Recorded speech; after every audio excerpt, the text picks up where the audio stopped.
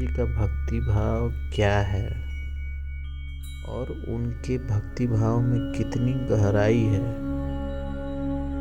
इस चीज को आज हम सुंदरकांड के कुछ पंक्तियों से समझेंगे। जामवंत कह सुनु रघुराया, जा पर नाथ करहु तुम दया। ताहि सदा शुभ कुशल निरंतर, सुर नर मुनि प्रसन्नता ऊपर। ये उस समय की घटना है जब हनुमान जी सीता जी का पता लेके आ जाते हैं और वानर लोग बहुत खुशी मनाते हैं कि बहुत बड़ा काम करके आ गए हैं, और सब मिल के सब चलते हैं श्री रामचंद्र जी से मुलाकात करने के लिए। तो मुलाकात करने जाते हैं तो जामवंत जी वहाँ हनुमान जी ने जो किया है उसको ब्रीफ कर रहे हैं इन सब पंक्तियों से। जामवंत कह सुनु रघुराया, जा पर नाथ करहु तुम दाया। ताहि सदा शुभ कुशल निरंतर, सुर नर मुनि प्रसन्नता ऊपर। जामवंत जी ने कहा, हे रघुनाथ जी, हे नाथ, जिस पर आप दया करते हैं वो सदा कल्याण और निरंतर कुशल है। देवता मनुष्य और मुनि सभी उस पर प्रसन्न रहते हैं। सोई विजयी विनयी गुण सागर, तासु सुजसु त्रैलोक उजागर। प्रभु की कृपा भयु सब काजू, जन्म हमार सफल बा आजू। वही विजयी है, वही विनयी है और वही गुणों का समुद्र बन जाता है। उसी का सुंदर यश तीनों लोकों में प्रकाशित होता है। प्रभु की कृपा से सब कार्य हुआ, आज हमारा जन्म सफल हो गया। नाथ पवन सुत किन्हीं जो करनी, सहसहु मुख न जाई सो बरनी।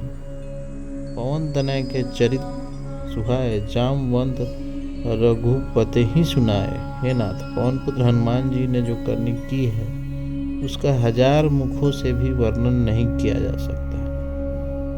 तब जामवंत ने हनुमान जी के सुंदर चरित्र श्री रघुनाथ जी को सुनाए। सुनत कृपा निधि मन अति भाए, पुनि हनुमान हरि से ही लाए।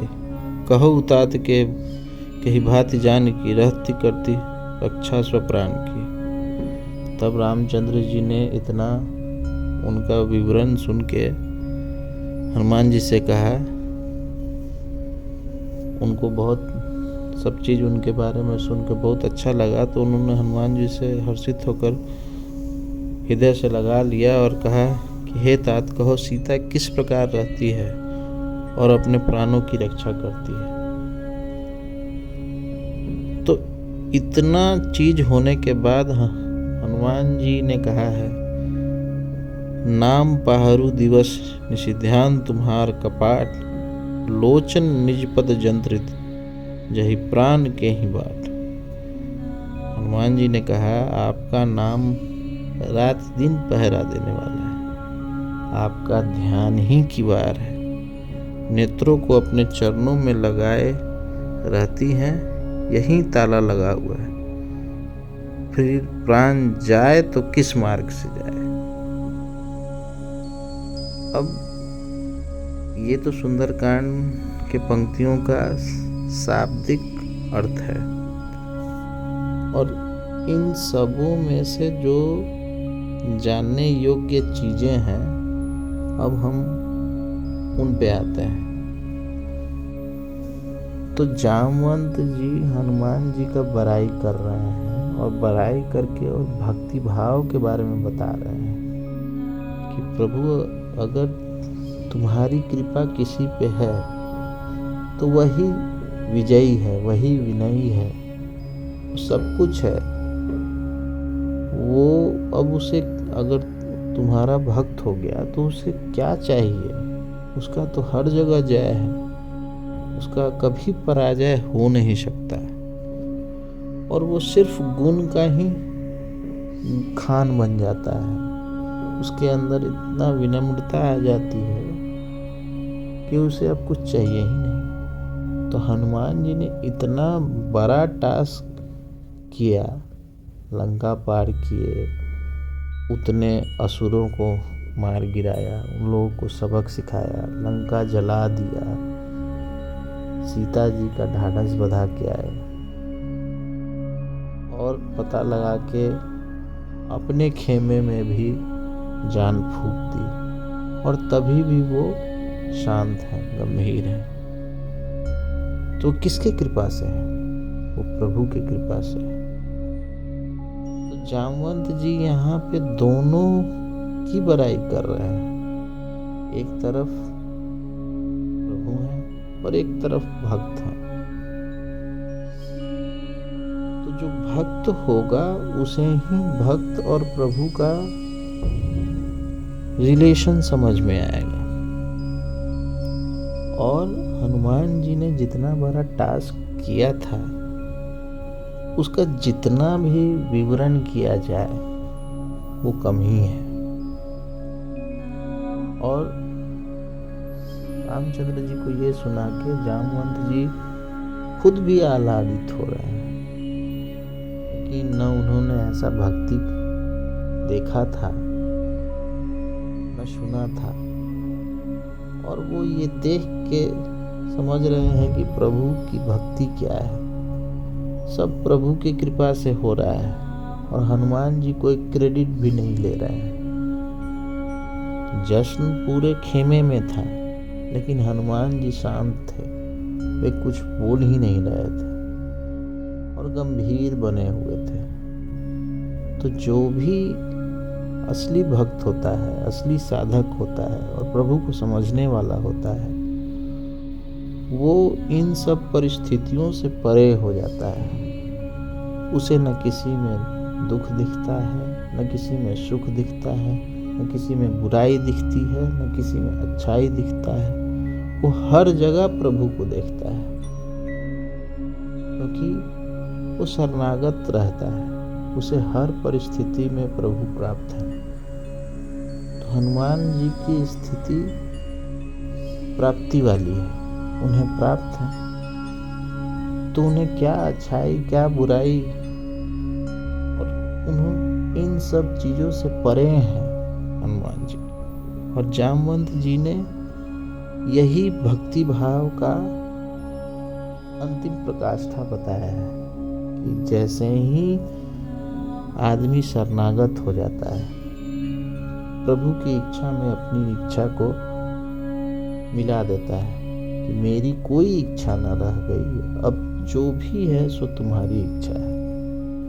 तो फिर किससे घृणा, किससे प्रेम, किसका अच्छाई, किसका बुराई, और फिर बचता क्या है फिर?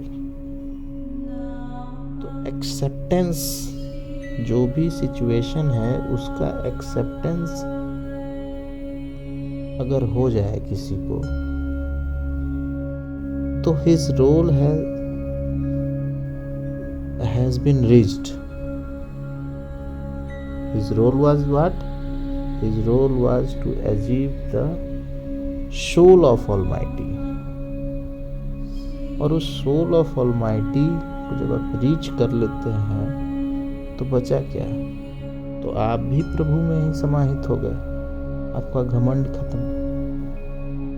तो कोई भी कैसा भी हो, अगर वो हर सिचुएशन में अपने आप को प्रभु की इच्छा से रखता है, मतलब उनकी कोई इच्छा नहीं है, प्रभु तुम समझो, मेरी कोई इच्छा नहीं है, तो वो हनुमान है, हनुमान जैसा भक्त है। और इतना सब बड़ाई सुनने के बाद हनुमान जी का जो सीता जी के बारे में बताया गया है, उसमें और भी ज्ञान जनित है। क्या बताया उन्होंने? नाम पहरू दिवस निषिध्यान तुम्हार कपाट, लोचन निजपत जंत्रित जहि प्राण के ही बाट। कहने का मतलब, आपका जो नाम है, राम से बड़ा राम का नाम, प्रभु जो आपका नाम है वो रात दिन पहरा देने वाला है। अगर कोई बॉडी है और उस बॉडी से हमेशा नाम जप हो रहा है, तो it means it is being protected by that name. ये पहरा देने वाला है और आपका ध्यान ही किवाड़ है। और अगर बैठे हैं और आपका ध्यान कर रहे हैं तो वही दरवाजा है। नेत्रों को अपने चरणों में लगाए रहती है, यही ताला लगा है। मतलब शरणागति इतनी है कि वो स्थिति में भी प्रभु आपके सिवा कुछ नहीं है। हर चीज में लय। तो ये देख के हनुमान जी कहते हैं कि उतने दुख के बावजूद भी स्वयं माता है जो आपसे कभी अलग नहीं हो सकती है। और ये मुझे समझ में वहां जाके आ गया।